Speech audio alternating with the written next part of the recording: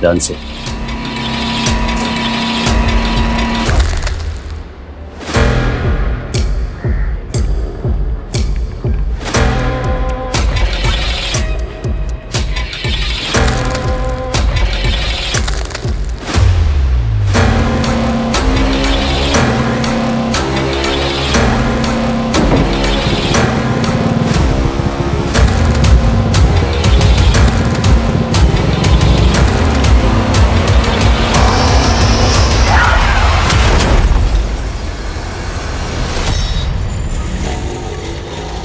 पिछले 1 साल में एनडीसी ने जितना ड्रग अलग अलग स्टेट से सीज किया है सर, उसे 2 गुना ड्रग्स हम 6 महीने में सीज कर चुके हैं। और सर अब तक पता नहीं चला है कि ये ड्रग्स कहाँ से रहा है। It's alarming for us. You are right, this is definitely alarming. अच्छा कला, एज ए न्यू कमर तुम्हारा क्या ऑब्जर्वेशन है? हम कहाँ फेल हो रहे हैं? सर कॉलेज के दौरान हम स्टूडेंट्स जब डिस्कस करते थे तो कहते थे कि खबरी network is the key. I think हम वहाँ फेल हो रहे हैं सर। तुम्हारा कोई पर्सनल खबरी है? सर वो इस बारे में बाद में बात करते हैं, पहले धनबाद से अपने नन्हे मेहमान से मिल लेते हैं। श्योर। चल। किसने दिया था तुझे ड्रग्स? कहाँ लेके जा रहा था? तू बोलता है या मनीष, क्या करेगा? बच्चा है, जरा प्यार से। सर बच्चा नहीं, बाप है। जिस स्कूल की यूनिफॉर्म पहन रखी है उसमें पढ़ता तक नहीं, तो गलती से इसका एक्सीडेंट हो गया और ट्रैफिक पुलिस वाले के हाथ लग गया, वरना 7 किलो ड्रग्स डिलीवर कर चुका होता है। देखो तुम्हें डरने की बिल्कुल जरूरत नहीं है, तुम मुझसे बात करो। हाँ, सच सच बताओ, नाम क्या है तुम्हारा? पेरू। पेरू? पेरू कहाँ रहते हो तुम? तुम्हारे माता पिता कहाँ रहते हैं? अच्छा एक काम करेंगे, उनको बुला लेंगे, फिर उनके साथ चले जाएंगे। हमारा कोई नहीं है साहब, हम तो भीख मांगते। वो सेठ हमको खाना खिलाया, बोला रोज खिलाएगा, सोने के लिए जगह भी देगा और सब स्कूल भी भेजेगा। कौन है वो आदमी?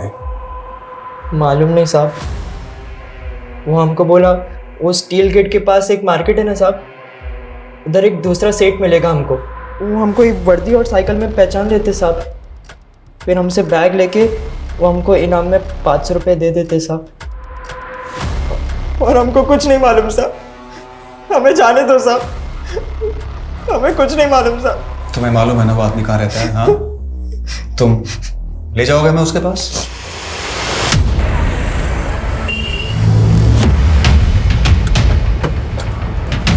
यहाँ पर?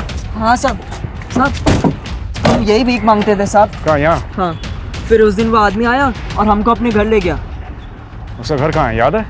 हाँ साहब, यही बगल में।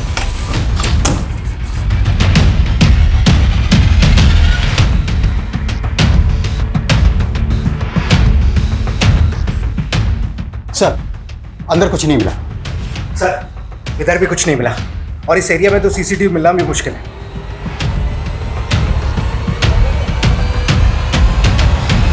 उसका हुलिया याद है? कैसा दिखता था वो? नहीं सर, हमको कुछ नहीं याद है सर। देखो देखो, अगर तुम हमारी मदद करोगे तो हम तुम्हारी नहीं सर। अरे पकड़ो उसे। रुक।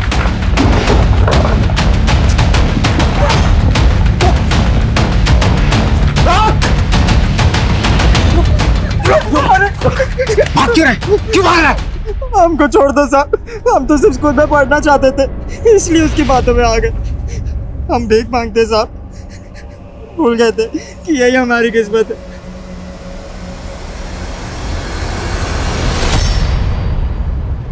सर उस लड़के के पास जो माल मिला है वो वैसे ही 600 किलो माल जैसा है, जैसा एमपी, यूपी, दिल्ली, राजस्थान, गुजरात, महाराष्ट्र समेत कई स्टेट्स में पकड़ा गया है, जिसका सोर्स अभी तक पता नहीं चला है।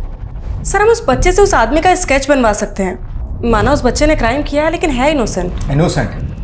पकड़े जाने पर इमोशनल ड्रामा करना उन लोगों की ट्रेनिंग का हिस्सा होता है, और बच्चा होने की वजह से हम उन पर सख्ती भी नहीं कर पाते। पिछले 6 महीने से एक के बाद एक जिस तरह से ड्रग्स पकड़े जा रहे हैं, ऐसा लगता है बहुत बड़ी खेप आई है इंडिया में। हमें इस रैकेट के किंग पिन तक पहुंचना होगा, जो पेरू जैसे बच्चों का इस्तेमाल करके पूरे देश में जहर फैलाने का काम कर रहे हैं। नमस्कार, मैं आशुतोष राणा क्राइम पेट्रोल सतर्क में आप सभी का हार्दिक स्वागत करता हूं। ये बहुत ही दुखद है कि नशा आज के युवाओं के लिए एक फैशन बन गया है।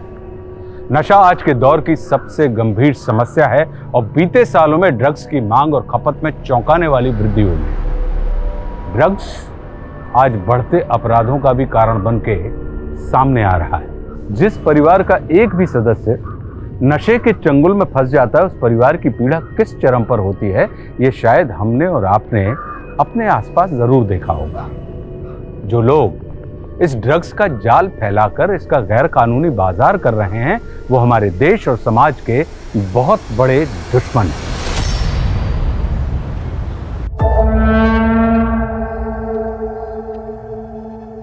जिंदगी की हताशाएं कभी पीछा नहीं छोड़ती। हर मोड़ पर एक नई प्रॉब्लम खड़ी होती है। हम सोचते हैं कि हमें उम्मीद नहीं छोड़नी चाहिए, और अपनी उम्मीदों को जिंदा रखने के लिए ना जाने हम क्या क्या करते रहते हैं। दुआओं में बहुत ताकत होती है। दुआएं पत्थर को भी सोना बना सकती हैं। समझ लो कि इस तावीज़ में जादू है, और ये जादू तुम्हारे दिल पर ऐसा असर करेगा कि तुम्हारे दिल की हर ख्वाहिश पूरी हो। काश कि आपकी कहीं बातें सच हो जाए। पापा, पैसा कीजिए कि ऐसे 3 ताबीज़ मुझे और दे दीजिए। हाँ। मेरी ज़िंदगी में 3 लोग हैं, मैं उन्हें भी ये ताबीज़ पहनाना चाहती हूँ। मम्मा, ये क्यों बांध रहे हो? ये तुम्हें हर बुरी नज़र से बचाएगा बेटा। दीदी, आप ये किन अंधविश्वासों में पड़ गई हैं? मैं अंधविश्वासी नहीं हूँ शाली, लेकिन दुआओं में भरोसा है मेरा। मैं तो तेरे और रोहन जी के लिए भी एक ताबीज़ लाई हूँ। दीदी, इन सब से कुछ नहीं होता है। वैसे भी ये सिर्फ अंधविश्वास की अरे बात है। शालू, दीदी हमारे लिए कुछ प्यार से लेके आई है तो आशीर्वाद समझ के पहन लो ना, उसमें हर्ष क्या है? तुम दोनों की तो नई नई शादी हुई है। ये ताबीज़ तुम दोनों में प्यार बढ़ाएगा। हाँ गुरबंश, मैं निकल चुकी हूँ। तुम्हें कितना टाइम लगेगा?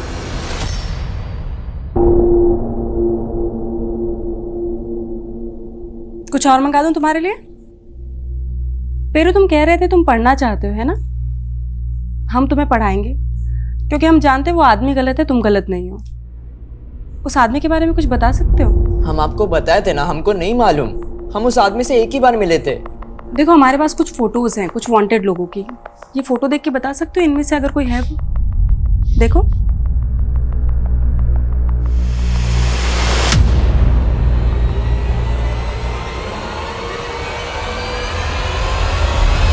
ये तो बबलू है। 7 साल पहले एक ड्रग पेडलर हुआ करता था। 7 साल पहले मैंने इसे 2 किलो ड्रग्स के साथ गिरफ्तार किया था। फिर एक कांस्टेबल की हेल्प लेकर ये कस्टडी से फरार हो गया था। लेकिन सर, बबलू को ढूंढ के भी हम किंग पिंग तक पहुंच पाए, ये कहना मुश्किल है। लेकिन ढूंढना तो होगा इस बबलू को। सॉरी सर, लेकिन इन 7 सालों में तो हम उसे ढूंढ नहीं पाए, और 7 सालों में उसका प्रमोशन हो गया, पेडलर से डिस्ट्रीब्यूटर। उसने पेरू को 7 किलो ड्रग दिया, और भी ना जाने कितने लोगों को कितना कितना दिया होगा। इस चेन को तोड़ने के लिए हमें इस बार कुछ ना कुछ तो बड़ा करना पड़ेगा। सोर्स तक पहुंचना होगा। लेकिन सर, सोर्स इंडिया में नहीं हो सकता, क्योंकि ऐसा माल इंडिया में प्रोड्यूस नहीं होता है। लेकिन जिस तरह से ये आजकल इंडिया में आ रहा है, कुछ ना कुछ तो करना होगा। सभी बॉर्डर एरियाज, एयरपोर्ट्स, सी पोर्ट्स पर आने वाली हर शिपमेंट, हर कंटेनर पर बारीकी से नजर रखनी होगी। Got it? सर। सर,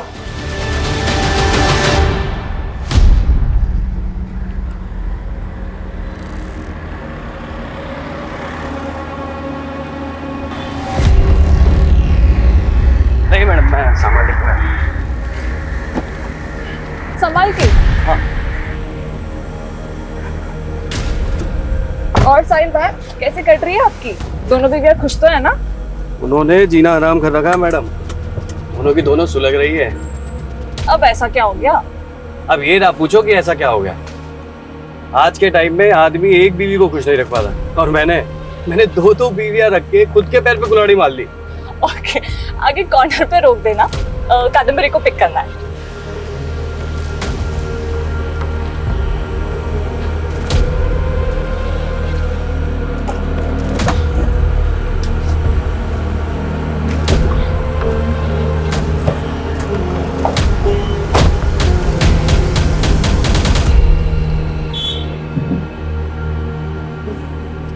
तुझे पता ही, ये साहिल भाई है ना, अपनी बीवियों की बातें कर करते। क्या हुआ? इतनी बुझी बुझी क्यों लग रही है? नहीं, कुछ नहीं। कुछ तो है, चल मत बता। अब तो हमारे साथ आ रही है ना, तो पार्टी में एंजॉय करना, ठीक है? मानव कहाँ है? वो पार्टी में किधर मिलेगा?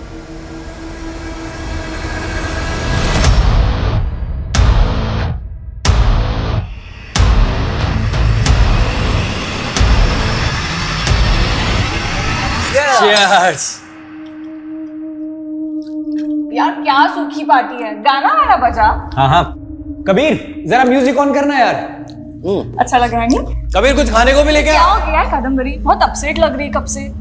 नहीं, कुछ नहीं है। देख कादम्बरी, हम सब अपनी अपनी प्रॉब्लम से लड़ रहे हैं। तू अपनी बहन से परेशान है, साहिल भाई अपनी बीवियों से परेशान है, और मैं मानव से परेशान। हाँ, परेशान तो मैं हूँ तुझसे। शादी का प्रॉमिस करती है और करती है नहीं, और गलत मैं हूँ। अच्छा ये सब बातें छोड़िए, ये बताइए बाकी लोग कब आ रहे हैं? क्या हम 4 ही पार्टी करते रहेंगे? नहीं साहिल भाई, आ ही रहे हैं बाकी सब भी। मानव भैया, मनोहर से 10 बजे ही आ रहे हैं, आप लोगों को तुरंत जाना होगा। अरे यार, अभी एकदम से कैसे निकल जाएंगे? वो सब मुझे नहीं पता, अगर सेठ आ गए ना तो बहुत पंगा हो जाएगा। आप लोगों के पास 10 मिनट है यार। नहीं, आप चले जाओ जल्दी से। सुनो यार, एक प्रॉब्लम हो गई है। हम लोग एक काम करते हैं, दूसरी जगह चलते हैं। वैसे भी जो लोग लेट आने वाले हैं उनको वही बुला लेंगे। क्या प्रॉब्लम आ गई है?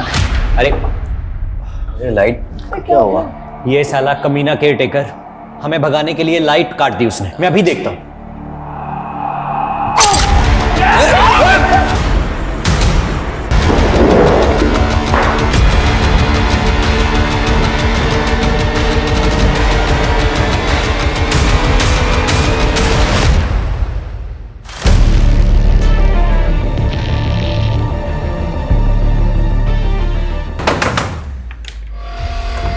कौन है तेरे साथ? दीदी कौन आया था यहाँ पे? क्या हुआ है? अच्छा, यहाँ से भगाया तूने उसको? पति ऑफिस चला जाता है तो तू अपने बॉयफ्रेंड को घर बुला लेती है। ये क्या बकवास कर रही हो दीदी? रोहन ने ये सब जहर भरा है ना आपके दिमाग में। मैं तुझे अच्छे से जानती हूँ शालू, गलत रोहन नहीं तू है। रोहन क्यों गलत लगेगा आपको? अगर इतना ही पसंद था तो रोहन से आप ही शादी कर लेती ना। बस शालू, अपना किया छुपाने के लिए तो इतना गंदा बोल रही है। गंदी मैं नहीं, गंदी आप हो दीदी। आपका अफेयर चल रहा था ना रोहन के साथ, तभी आपने मेरी शादी रोहन से करा दी ताकि आप अपने प्यार के साथ रह सको और मैं अपने प्यार से दूर हो जाऊं। छी शायद मुझे नहीं चाहिए ऐसी दोगली बहन, और आज के बाद मुझ पर हाथ मत उठाना, समझी? शाल,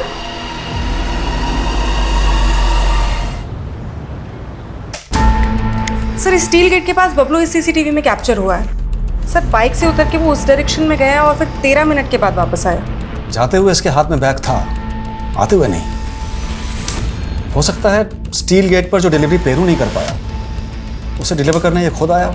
पता चला ये स्टील गेट पर किससे मिला? सर पूछताछ जारी है, लेकिन ये बाइक इस मुकेश यादव के नाम पे रजिस्टर्ड है।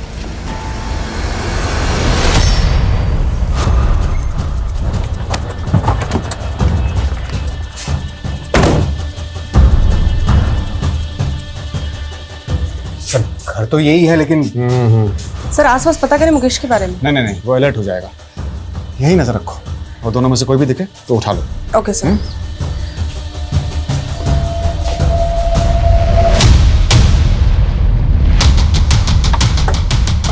आइए सर, मैंने ही कॉल किया था। ये मेरा फार्म हाउस, मैं यहाँ कभी कभी आता हूँ। आज सुबह जब यहाँ पहुँचा तो 4 लोगों की लाशें मिली। मैंने तुरंत आपको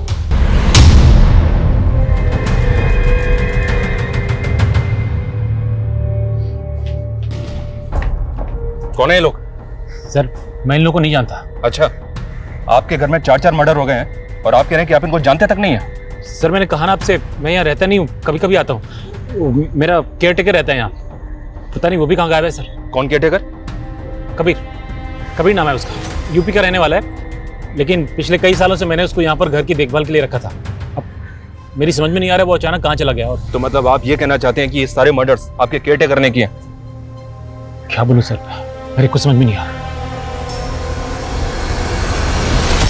सर कल से ना मुकेश यादव घर आया है, ना ही बबलू को वहाँ देखा गया है।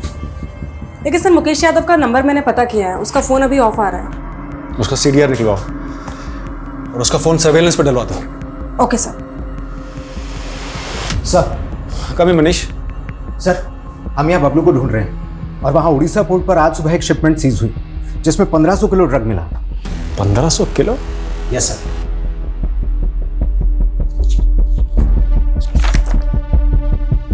किसकी शिपमेंट है ये? सर शिपमेंट एक एशियन कंट्री महमूद एक्सपोर्ट्स ने इंडिया को भेजी, दुर्गापुर के कुणाल ट्रेडर्स को। और ये दुर्गापुर की कुणाल ट्रेडर्स कंपनी किसके नाम पे है? आप हमसे ऐसे सवाल क्यों पूछ रहे हैं सर? हमें सर ऐसा की होचे सर? ये हम पे अन्याय हो रहा है सर। सुदेव के पिताजी स्वतंत्रता सेनानी थे और आप हम पे ऐसा आरोप लगा रहे हैं सर। वेस्टर्न एशियन कंट्री की महमूद एक्सपोर्ट के बारे में तो जानते होंगे आप। हाँ, वो company raw talcum powder material produce करती है और मैं उस कंपनी के जरिए रॉ टेल्कम पाउडर इंपोर्ट करता हूँ। रॉ टेल्कम पाउडर नहीं, ड्रग्स, और वो भी 1500 किलो। ड्रग्स? नहीं सर, कोई बहुत बड़ी मिस्टेक हुई है। मैंने 1500 KG raw talcum powder material ही मंगवाया था। मेरे पास ऑर्डर की कॉपीज है और 3 महीने पहले भी 1000 केजी मंगाया मैंने उसी पोर्ट पे। व्हाट? हाँ, 3 महीने पहले भी ड्रग्स इंपोर्ट हुए थे इंडिया में? कब से चल रहा है धंधा? सर हमारा यकीन कीजिए, हम कोई गलत धंधा नहीं कर रहे। हमने पता लगाया है, तुम्हारे बेटे का नाम कुणाल है और उसी के नाम पर आपने ये कुणाल ट्रेडिंग कंपनी खोली थी। तुम्हारे साथ ही काम करता था? कहीं ऐसा तो नहीं कि उसने मंगवाई है ड्रग्स? नहीं सर, बिल्कुल नहीं। उसको तो इसके बारे में कुछ पता भी नहीं है सर। 6 महीने से कहाँ गायब है? सर वो कनाडा में है। तो कनाडा में बैठ के करता है ये धंधा? नहीं सर, वो सिर्फ हमसे रूठ के कनाडा चला गया और वहां के एक लड़के से उसने शादी की और हम उस शादी के खिलाफ थे, बस सर। 6 महीने पहले जो 1000 किलो माल मंगवाया था वो कहाँ है? दिल्ली की अलीपुर की एक कंपनी है, तनेजा कंज्यूमर प्रोडक्ट्स, और इस बार भी वो माल इन्हीं को जाने वाला था, उसी पोर्ट से। तो यानी कि इंपोर्टेड माल को रिसीव करने के लिए तुम्हारा भी एक आदमी रहता होगा पोर्ट पे? नहीं सर, तनेजा कंज्यूमर का मैनेजर राजेश पांडे वो गया था पोर्ट पे माल लेने के लिए। अगर राजेश पांडे मैनेजर है तो तनेजा कंज्यूमर कंपनी का मालिक कौन है? उस कंपनी का मालिक है कुलजीत तनेजा। सर कम इन। सर, जिस फार्म हाउस में 4 लाशें मिली थी, लेकिन उसके सीडीआर में एक मानव का नंबर है जो कि चारों विक्टिम में से एक है। और सर, इस मानव का फोन नंबर ज्योति नगर के एड्रेस पर रजिस्टर्ड है। इस मानव की फैमिली से कांटेक्ट करो, शायद बाकी विक्टिम्स की पहचान भी पता चले। सर, और एक विक्टिम की पहचान हुई है। 2 दिन पहले महाविहार थाने में एक कादम्बरी नाम की औरत की मिसिंग कंप्लेंट दर्ज हुई थी। उसकी फोटो एक विक्टिम से मैच हो रही है सर। लेकिन सर, उसकी एक छोटी बहन शालू, उसकी भी मिसिंग कंप्लेंट दर्ज हुई थी। शालू? वहाँ 2 फीमेल डेड बॉडीज मिली थी, कहीं ये दूसरी विक्टिम शालू तो नहीं? सर, शालू की फोटो दूसरे विक्टिम से मैच नहीं हो रही है सर। ये देखिए। कि शालू और कादम्बरी की मिसिंग कंप्लेंट दर्ज किसने करवाई थी? सर, शालू के प्रति रोहन गुप्ता ने। हाँ सर, सही कादम्बरी थी ये। सर कैसे हो गया सर? कादम्बरी के साथ हमें 3 लाशें और मिली हैं। इन्हें जानते हो? नहीं सर, मैं किसी को नहीं जानता हूं, लेकिन मेरी बीवी कहाँ है सर? शालू? शालू का तो अभी तक कुछ पता नहीं चला है, पर तुमने मायापुरी थाने में बताया था कि कादम्बरी और शालू एक साथ गायब हुए थे, और तुमने ये भी कहा था कि दोनों बहनों का झगड़ा हुआ था। हाँ सर, दरअसल शालू का किसी और आदमी के साथ अफेयर था और यही बात कादम्बरी दी को भी बताई थी। कादम्बरी दी शालू को समझाने गई और उनमें आपस में झगड़ा हो गया। बाद में कादम्बरी दी ने मुझे फोन करके ये बात बताई भी थी सर। मुझे माफ कर दो रोहन, मैं जानती हूँ कि शालू ही गलत है, लेकिन मैं... दीदी आप प्लीज रो मत दीदी, प्लीज। हम लोग मिलते हैं ना, फिर बात करते हैं। उस रात को जब मैं वापस आया तो शालू घर पे नहीं थी सर, उसका नंबर भी नहीं लग रहा था, और कादम्बरी दी का तो उसके बाद पता ही नहीं चला। क्योंकि कादम्बरी की लाश मिली हमें 3 और लाशों के साथ, और तुम्हारी बीवी शालू गायब है। सर, मुझे इस सब में कुछ ना कुछ तो बहुत अजीब लग रहा है सर। तुमने बताया था कि शालू का अफेयर चल रहा है किसी से, किससे अफेयर चल रहा है? सर मैं जानता नहीं हूँ कौन है, लेकिन उसका नाम प्रवीण है, क्योंकि शालू के नंबर पे अक्सर प्रवीण नाम के लड़के का फोन आता था। प्रवीण? तो हाँ खान बोलो। व्हाट? आसपास अच्छे से चेक करो। जय हिंद सर।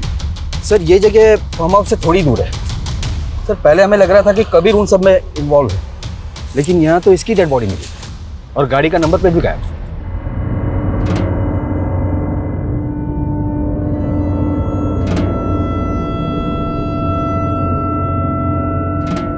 खान, तुम तो मानव के एड्रेस पे भी गए थे ना? हाँ सर। सर मानव किराए के घर में अकेले रहता है। काफी पहले उसने वो घर भी छोड़ दिया।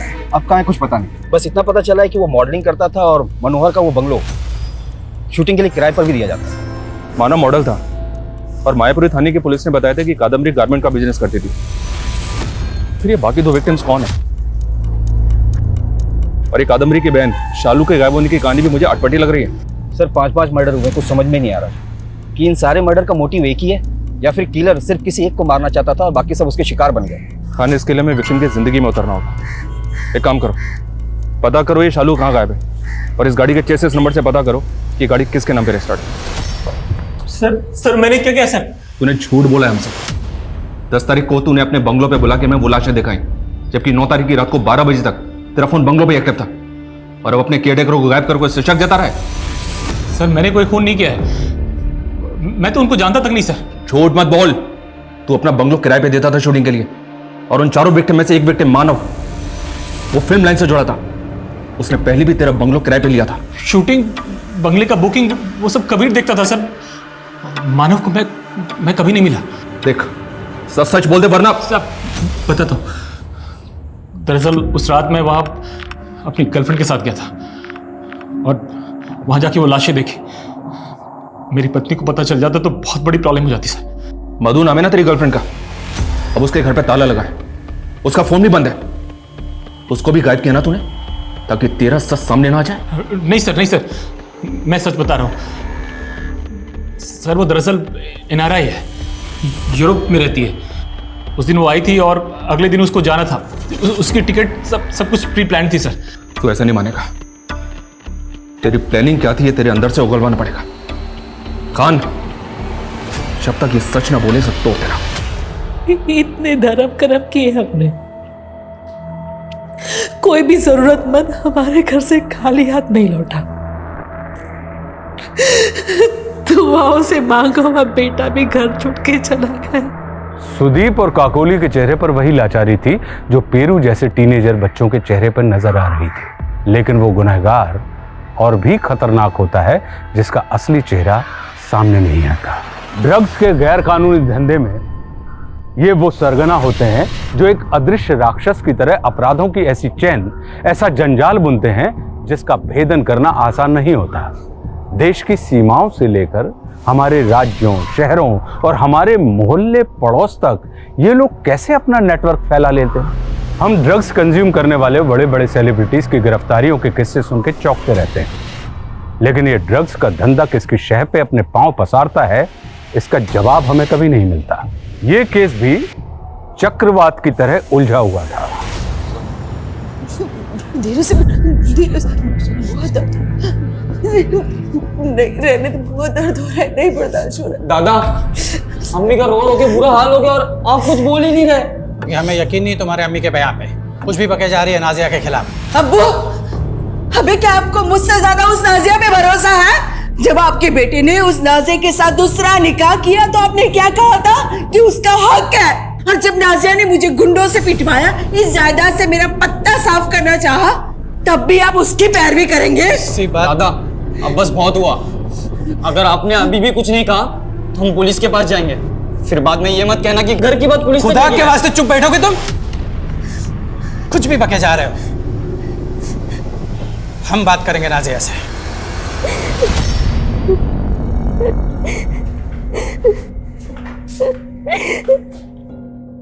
बेटी, अब्बू, अब्बू, क्या हालत है इससे? सब इसने किया। ये कामिल ने मेरी आबरू, मैं इसकी छोटी अम्मी हूँ और इसने मेरे साथ। ये झूठ बोल रही है दादा। लेकिन ये तो कह रहा था कि तूने गुंडे भिजवाए थे इसकी अम्मी को पिटवाने के लिए।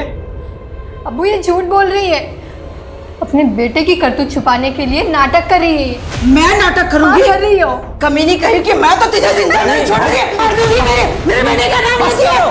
तुम दोनों का इलाज अब तुम्हारा शौहर ही करेगा। अब झूठ बोलने का कोई फायदा नहीं है। हमने पता लगा लिया है कि वेस्टर्न एशियन कंट्री की महमूद एक्सपोर्ट्स एक सस्पिशियस कंपनी है जो ड्रग्स में डील करती है, और दिल्ली की अलीपुर की तनेजा कंज्यूमर कंपनी वो तो एग्जिस्ट ही नहीं करती। लेकिन सर मेरी कंपनी कुणाल ट्रेडर्स तो एग्जिस्ट करती है। मेरी गलती सिर्फ इतनी थी कि मैंने अपनी कंपनी उन क्रिमिनल्स को रेंट पे दे दी। मुझे तो पता भी नहीं कि एक मिनट, रेंट पे दे दी मतलब? 5 महीने पहले मुझे एक ईमेल आया सर। वो मेल कुलजीत तनेजा की मेल आईडी से आया था। उस कंपनी का मालिक, उसने मुझे लिखा कि वो एक कंट्री से रॉ टेल्कम पाउडर इंपोर्ट करना चाहता है, लेकिन उनके पास इंपोर्ट लाइसेंस नहीं था, इसलिए वो मेरी कंपनी से ये सारा माल इंपोर्ट करना चाहता था। क्या नाम बताया आपने कंपनी के ओनर को? कुलजीत तनेजा। हाँ सर, फ़ोन पे बात करते करते उन्होंने मेरा पेमेंट प्रोसेस कर दिया। फिर मैंने उनकी गाइडेंस पे महमूद एक्सपोर्ट का ऑर्डर प्रोसेस कर दिया सर। तो 3 महीने पहले जब पहली शिपमेंट आई और राजेश उसको लेकर दिल्ली गया तो राजेश तो मिला होगा आपसे? नहीं सर, मेरी तनेजा और राजेश से सिर्फ फ़ोन पे बात होती थी बस। फोन पे बात हुई? Phone, it's a fake phone, fake ID, fake company, इतना तो जानते होंगे आप। सर मुझे मालूम तो था कि कुछ तो गलत हो रहा है, ये लोग कुछ तो गलत कर रहे हैं, लेकिन मैं बहुत ज़रूरतमंद था सर। मैं अपनी ज़रूरतों में फंस गया था। भले मेरी इस कंपनी में मेरी बीवी का नाम है, लेकिन उसका इससे कुछ लेना देना नहीं है। अपनी से जाने दो साहब, और जो सज़ा देनी है मुझे दे दो। सर मनोहर की गर्लफ्रेंड मधु का फ़ोन ऑन हुआ है। वो वाकई में यूरोप में, और वो कह रही है कि वो किसी भी मर्डर के बारे में नहीं जानती, और मनोहर कह रहा है कि मधु झूठ बोल रही है। और एक बात है सर, गाड़ी के चेसिस नंबर से पता चला है कि वो किसी कमर्शियल कैब का नंबर है, किसी इमाम शेख के नाम पर। ये देखिए। जी जनाब, ये गाड़ी हमारे नाम ही दर्ज है, लेकिन फिलहाल हमारा बेटा साहिल इसे चला रहा है। इस गाड़ी में हमें इस कबीर की लाश मिली है। ये अशोक बिहार के एक बंगले में केयरटेकर था। इसको तो जानते ही होंगे ना? लाश हमारे गाड़ी में? तो फिर हमारा बेटा कहाँ है? जिस बंगले में कबीर काम करता था, उस बंगले में 4 लाशें और मिली हमें। ये देखिए। साहिल! इमाम साहब उठिए, संभालिए अपने आप को, बैठिए। या अल्लाह, क्या कर डाल दिया। ये साहिल आपका बेटा है? इमाम साहब, साहिल की लाश मिली हमें 7 दिन पहले, और 7 दिन तक आपने जानने की कोशिश नहीं की कि आपका बेटा कहाँ था। जनाब, हमारा बेटा अक्सर गाड़ी लेकर लंबे लंबे टूर पे बाहर जाया करता था। हमें क्या पता था ये सब कुछ हो जाएगा। अच्छा, ये बाकी 3 लोग जिनकी ये लाशें मिली हमें, ये साहिल के कौन लगते थे? हमें कोई इल्म नहीं है जनाब, शायद उसके कस्टमर होंगे। साहिल की किसी से दुश्मनी? कौन मार सकता है उसे? कुछ बता सकते हैं?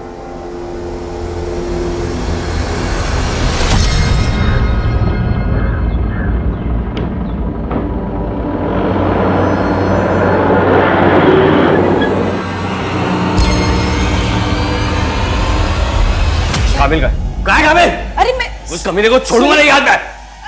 अभी उस नाजिया पे भरोसा कर रहे, मुझ पर नहीं। अरे सुनिए मेरी बात। क्या क्या उस कमीने ने नाजिया के आबरू पे हाथ डाला है, और उसको छोड़ूंगा नहीं। नाजिया उसकी छोटी अम्मी है, और वो कहाँ है तुम्हारा बेटा? उसको जिंदा दफन कर दूंगा मैं। अगर मेरे बेटे को कभी हाथ भी लगाया ना, तो जिंदा दफन कर दूंगी तुम्हें। चलो निकलो यहाँ से, और जाके अपनी नाजिया के पल्लू से बंधो। निकलो यहाँ से, निकलो नहीं इसको। चल, और कभी आना नहीं तो मार दूंगी।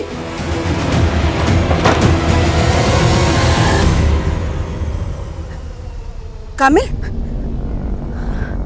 कैसा है बेटा तू? कहाँ है तू? ठीक है ना? सर, फॉरेन मिनिस्ट्री सुदीप और काकोली के बेटे कुणाल की एक्टिविटीज को कनाडा में मॉनिटर कर रही है, लेकिन सर उसका ड्रग डील से कोई कनेक्शन नहीं मिल रहा है। ड्रग्स की तस्करी करने वाले आए दिन ऐसे चौंकाने वाले तरीके इजाद करते रहते हैं। Air travel, train travel, road travel, हर रूट पर इनकी पकड़ होती है। पब्लिक ट्रांसपोर्ट में इनके लोग जूतों में, सॉक्स में, बैग्स में माल लेकर ट्रैवल करते हैं, क्योंकि वहाँ चेकिंग कम होती है। जहाँ सिक्योरिटी मजबूत होती है, वहाँ ये लोग 25 से 50 ग्राम गले के अंदर सटक कर ट्रैवल करते हैं, और डेस्टिनेशन पे पहुंचकर उल्टी करके बाहर निकाल देते हैं। गाड़ी के टायर और ट्यूब में ड्रग्स भरकर न जाने कितने स्टेट्स के बॉर्डर्स पार कर लेते हैं। ये 90% माल इसी तरह से पूरे देश में डिस्ट्रीब्यूट हुआ होगा। इस बार हमें सिर्फ माल नहीं ढूंढना है, बल्कि इस चेन को फैलाने वाले किंग पिन को भी तो पहुंचना है। तो मुकेश और बबलू की तलाश तेज कर दो, और जितने भी पेडलर, जितने भी डिस्ट्रीब्यूटर्स पिछले 3 महीने में पकड़े गए हैं, उनसे नए सिरे से पूछताछ करो। सर इन सबको बहुत ब्रूटली मारा गया है। किसी की बॉडी पे 9 स्टैबिंग मार्क्स है, किसी की बॉडी पे 11। किसी की बॉडी पे 15 और साहिल की बॉडी पे तो सर 19 स्टैबिंग मार्क्स हैं। और इस लड़की की पहचान भी अभी तक पता नहीं चली हमें। सर इस लड़की की बॉडी पे एक स्ट्रेंज चीज नोटिस करने वाली है। इसके पेट में कई सर्जरी के निशान हैं। ऐसा लगता है इसका 2-3 बार ऑपरेशन हुआ है। डिलीवरी वाला ऑपरेशन? नहीं सर, डिलीवरी वाला नहीं। इसने कभी बच्चा पैदा नहीं किया, लेकिन ऐसा लगता है जैसे इसे कोई बीमारी हो, ट्यूमर हो एनीथिंग, इसे ऑपरेशन करके निकाल लिया गया। अच्छा ये सर, हाँ हाँ बोलो। सर मानो के सीडीआर में गुरुवंश का नंबर मिला है। जिस चौथे विक्टिम की पहचान नहीं हो पाई थी, अब उसकी पहचान हो गई है। सर इसका फ़ोन पंजाब के पटियाला के एड्रेस पर रजिस्टर है। तुरंत पटियाला जाओ। और ये शालू के बारे में कोई लीड? नहीं सर, लेकिन शालू के सीडीआर में जो फेक आईडी का नंबर मिला था, वो नंबर मैंने उसके पति रोहन को दिखाया, तो उसका कहना है कि वो नंबर शालू के मोबाइल में प्रवीण के नाम से फीड था। मतलब वो भी इस बात को मान रहा है कि शालू का अफेयर किसी प्रवीण नाम के लड़के से चल रहा था? लेकिन सर प्रवीण को शालू के साथ किसी ने देखा नहीं। हो सकता है कि रोहन हमें अभी भी घुमा रहा होता। और इसमें ना टिफिन रख दिया है मैंने, अरे यहाँ से खा लेना, ठीक है?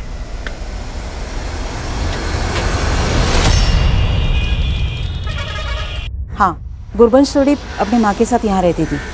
2 साल पहले उसकी माँ गुजर गई, उसके बाद गुरबंश यहाँ नहीं आई। गुरुवंश कहाँ होगी, कोई अंदाजा है? वो तो कनाडा चली गई। एक एनआरआई लड़के के साथ शादी की थी उसने। कौन एनआरआई? वो तो मालूम नहीं सर। सर। यस कला। सर सुदीप ने जो कुलजीत और राजेश के फेक आईडी और नंबर्स दिए थे, उसमें से राजेश की आईडी के सीडीआर मैंने चेक किए हैं। सर उसमें बाकी आईडीज तो फेक हैं, लेकिन एक नंबर मिला है शालू गुप्ता का। Shalu Gupta? Yes sir. Sir उसे रायपुर पुलिस भी ढूंढ रही है। सुदीप के शिपमेंट पकड़े जाने के 10 दिन बाद 5 मर्डर हुए थे सर उसमें से एक थी कादम्बरी। कादम्बरी शालू गुप्ता की सिस्टर है, और सर शालू इस केस में प्राइम सस्पेक्ट है। ये फेक आईडी का नंबर तो हमने शालू के सीडीआर में भी नोटिस किया था। शालू के पति ने हमें बताया था कि शालू के फोन में ये नंबर प्रवीण नाम से फीड था। और राजेश की तरह ये नाम भी फेक होगा। और अब ये फोन एक ऐसा क्रिमिनल इस्तेमाल कर रहा है जो हजारों किलो ड्रग्स की तस्करी में इन्वॉल्व है। क्या शालू का ऐसा कोई कनेक्शन मिला? नहीं, वो तो अपनी बहन कादम्बरी की गारमेंट शॉप में पार्टनर थी जिसका मर्डर हुआ था। और ऐसे 4 मर्डर्स और हुए। शालू के अलावा कोई और सस्पेक्ट? हमारा सस्पेक्ट उस बंगलों का मालिक मनोहर भी है, और शालू के पति रोहन पे भी हमारा शक है। लेकिन रिसेंटली हमें यह पता चला है कि साहिल का बेटा कामिल भी गायब है, जो उसकी पहली पत्नी आसमा से था। साहिल के फादर ने हमें आसमा के बारे में नहीं बताया, बल्कि उसकी दूसरी पत्नी नाजिया के बारे में ही बताया था। हमने नाजिया से इंक्वायरी की तो उसने बताया कि कामिल ने उसका रेप किया था, और आसमा का कहना है कि नाजिया के आरोप झूठे हैं। लेकिन ये कामिल अभी भी गायब है, और उसकी अम्मी, नाजिया और इमाम, ये सब लोग हमारी रडार पे हैं। पर ड्रग से जुड़ा हुआ कुछ भी अभी तक इस केस में पता नहीं चला है। कबीर को छोड़ के बाकी लोगों के सीडीआर में एक दूसरे के नंबर हैं। ये सारे लोग एक दूसरे को जानते थे। इतना पता चला है कि गुरवंश और मानव लिव इन पार्टनर थे, लेकिन गुरवंश के नेबर्स ने बताया कि गुरवंश की शादी एक एनआरआई लड़के से हुई थी। और एक खास बात, ये साहिल एक कैब ड्राइवर था, लेकिन इसके पास एक और कैब थी जिसे इसका बेटा कामिल चलाता था। और कामिल अब एक कैब के साथ गायब है। अगर आपको कामिल या शालू किसी के बारे में कोई भी लीड मिले तो हमें जरूर बताइएगा।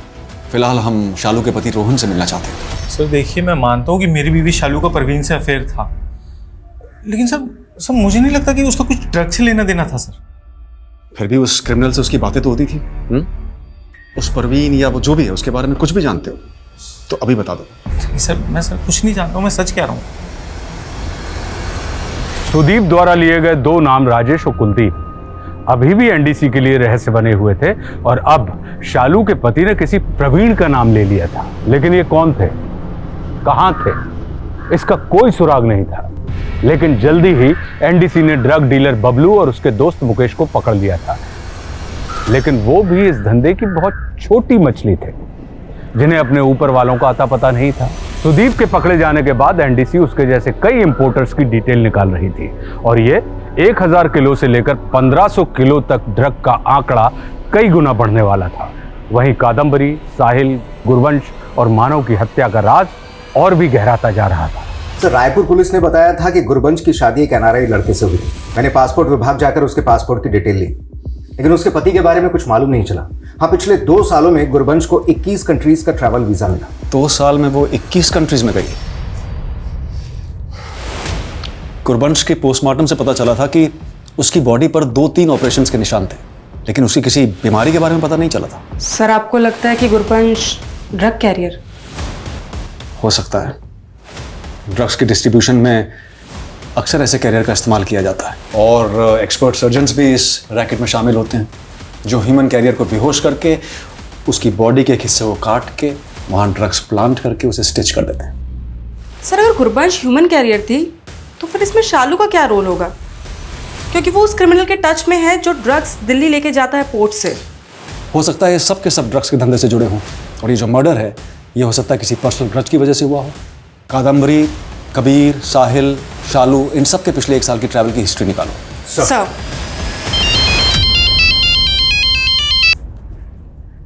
जैसे इंस्पेक्टर, कामिल को एमपी बॉर्डर पे पकड़ा हमने।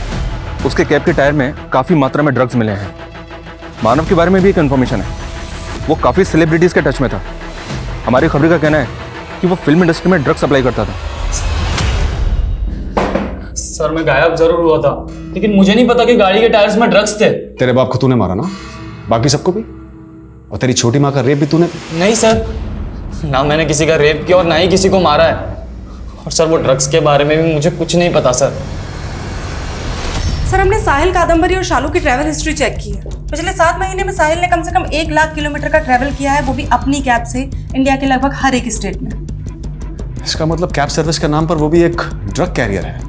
सर शालू की कोई ट्रैवल हिस्ट्री नहीं मिली है, लेकिन कादम्बरी पिछले 2 साल में कम से कम 200 बार दिल्ली गई है, यानी वो हर हफ्ते दिल्ली जाती थी। हाँ सर, कादम्बरी दी अक्सर दिल्ली जाया करती थी।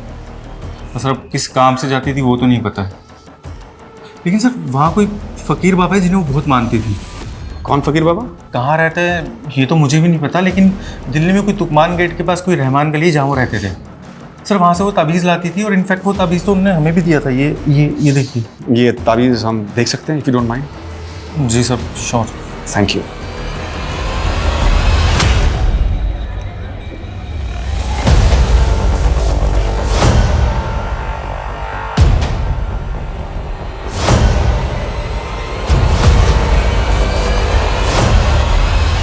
साहब मानता हूँ साहब मानता हूँ, मैं छोटा मोटा ड्रग पैडलर हूँ साहब, इसके अलावा मैंने कुछ भी नहीं किया है साहब। वो कादम्बरी दरगाह पर आती थी साहब, और साहब सबसे पहले मैंने उसे ताबीज़ दी थी, फिर पता नहीं कैसे कहाँ से उसका कुछ फ़ायदा हो गया तो मुझ पर भरोसा करने लगी, और साहब पैसों के लिए ना वो कुछ बड़ा करना चाहती थी, और फिर मैंने उसे एक ऑफ़र दे दिया साहब। कैसा ऑफ़र? वो जहाँ से मैं ड्रग्स खरीदता था ना साहब, तो उसके मालिक को ना ड्रग्स को यहाँ से वहाँ करने के लिए आदमी लगते रहते थे। मैंने कादम्बरी को उनसे मिला दिया और कादम्बरी की वहाँ पर अच्छी सेटिंग हो गई साहब। कौन है वो आदमी जो कादम्बरी को माल देता था? वो सब लोग उसको भाईजान कहते हैं साहब, बाकी ना तो मुझे उसका नाम पता है और ना ही ठिकाना साहब।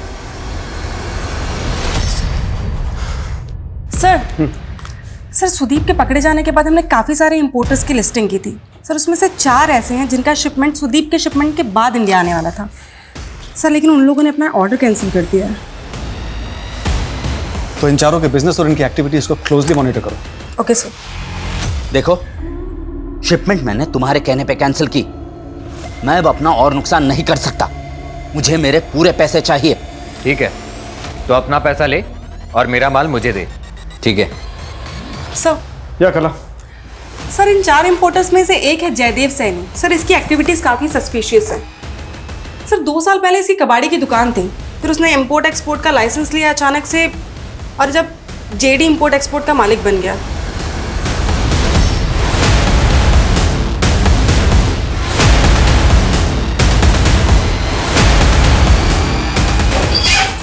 थैंक यू, तुम्हारा माल निकल रहा है।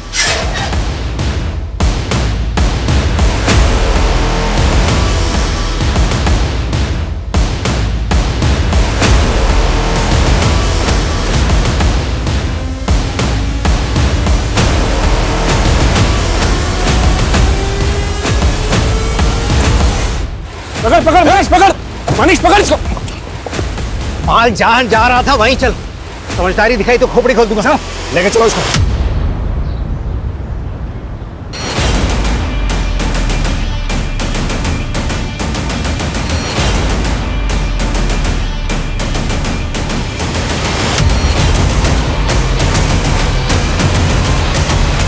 हाँ, मैं ही कादम्बरी को इस धंधे में लेके आया था। साहिल उसके लिए माल इधर से उधर पहुंचाता था। और वो गुरुवंश उसकी गारमेंट शॉप में सूट सप्लाई करने का काम करती थी। उसको विदेश घूमना बहुत पसंद था, इसलिए एक फेक NRI के साथ फंसकर धोखा खा गई। लेकिन मैंने उसे एयर ट्रैवल का कैरियर बना दिया। वो भी मेरी मुरीद थी और कादम्बरी की बहन शालू भी। मतलब प्रवीण भी तू ही है और राजेश भी तू ही है। सुदीप को तूने ट्रैप किया? नहीं, वो तो बड़े भाई का काम था। बड़ा भाई कौन? कुलजीत? कुलजीत, दलजीत, बहुत नाम है उनके, लेकिन असली नाम क्या है वो मुझे भी नहीं पता। सब याद आ जाएगा, सब बोलेगा तू। पहले ये बोल, शालू कहाँ है? मार दिया मैंने उसे। वो क्या है ना, कादम्बरी के साथ काम करते हुए भाग गई थी। वो भी मुझे पसंद करती थी, इसलिए मैं उसके साथ मज़े करने लग गया। जब कादम्बरी को पता चला कि शादी के बाद भी मैं शालू को घुमा रहा हूँ, तो उसने मुझे एक थप्पड़ जड़ दिया। कहा था ना तुझे कि धंधा अपनी जगह, रिश्ता अपनी जगह। मेरी बहन से दूर है, तू समझा? बस उसका थप्पड़ चुभ गया मुझको। और वैसे भी सुदीप के शिपमेंट के पकड़े जाने के बाद मैं हर उस इंसान को अपने रास्ते से हटाना चाहता था जो मुझे जानता था। इसलिए मैंने एक बड़ी डील का ऑफर दिया सबको और मिलने बुलाया। उनको बोला कि जो भी पुराना माल उनके पास है सब ले आए, और अपना आदमी भिजवा के उनको मरवा डाला। अब ये बता, तेरा बड़ा भाई कुलजीत कहाँ है? आप उस तक कभी पहुंच नहीं पाओगे, और ये धंधा दशकों तक जैसा चलता आ रहा है आगे भी वैसा ही चलता आएगा। गलत फहमी में तू, जैसे तुझे पकड़ा ना वैसे कुलजीत जैसी बड़ी मछली को भी पकड़ लेंगे हम, समझा? फैशन और पार्टियों के नाम पे जिस तरह नशा आज हमारे समाज में घुस के हमें खोखला बना रहा है, ये सब हम सबके लिए एक चेतावनी है। इस पे रोक लगाने के लिए हम भले ही बहुत कड़े कानून बना लें, लेकिन सिर्फ कानूनों से इन्हें नहीं रोका जा सकता। इसकी रोकथाम के लिए हमें गंभीर विचार विमर्श की जरूरत है। ड्रग्स की खरीद फरोख्त, तस्करी राष्ट्रीय सुरक्षा के लिए भी बहुत बड़ा खतरा है। इस केस के माध्यम से हम आपको एक ऐसे खतरे से अवगत कराना चाहते हैं जो धीरे धीरे हमारे देश को खोखला बना रहा है। अब मैं आशुतोष राणा विदा लेता हूं आपसे। हम फिर मिलेंगे एक ऐसी ही कहानी के साथ जो आपको रखेगी सतर्क और जिंदगी को सुरक्षित। तब तक अपना और अपने परिवार का ख्याल रखिए और देखते रहिए क्राइम पेट्रोल। सतर्क। जय हिंद।